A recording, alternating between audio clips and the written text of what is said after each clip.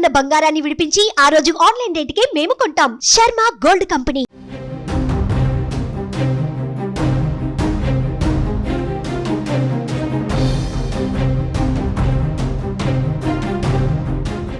Breaking news చూస్తున్నాం. దేశంలో HMPV కేసుల సంఖ్య పెరుగుతున్నట్లుగా తెలుస్తోంది. తాజాగా మరో కేసు అయితే నమోదైంది.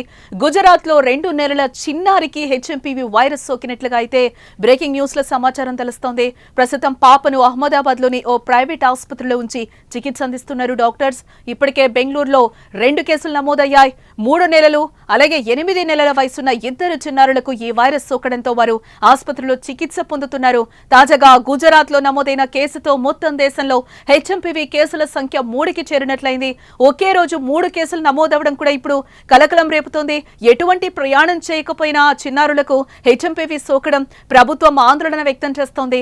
హెచ్ఎంపీవీ వ్యాప్తిని అరికట్టేందుకు చర్యలు చేపట్టారు. ఇప్పటికే కర్ణాటక ప్రభుత్వం గైడ్ లైన్స్ కూడా జారీ చేసింది. చిన్నారులే టార్గెట్ గా హెచ్ఎంపీవీ దాడి చేయడంతో కేంద్ర ఆరోగ్య శాఖ ఇప్పటికే అప్రమత్తమైంది. అచ్చం కరోనా తరహాలోనే హెచ్ఎంపీవీ వ్యాప్తి చెందుతోంది. కరోనా కూడా చైనాలోనే పుట్టి ప్రపంచాన్ని చుట్టేసిన విషయం కూడా మనకు తెలిసిందే.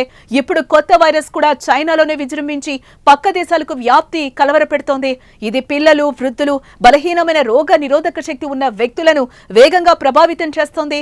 దీని లక్షణాలు సాధారణంగా ఫ్లూ లాగే ఉంటాయి. ఈ వైరస్ సోకిన వారిలో జ్వరం, గొంతు నొప్పి, దగ్గు కూడా ఉంటాయి. శ్వాస తీసుకోవడంలో ఇబ్బంది పడతారు. హెచ్ఎంపీవీ వైరస్ తీవ్రమైతే న్యూమోనియా, బ్రాంకైటిస్ వచ్చేందుకు కూడా అవకాశం లేకపోలేదు. తొలిసారి చైనాలో డిసెంబర్ 3వ వారంలో శ్వాసకోశ సమస్యలతో ఇబ్బంది పడుతున్న వారి సంఖ్య ఎక్కువగా ఉన్నట్లు చైనా ప్రభుత్వం గుర్తించింది.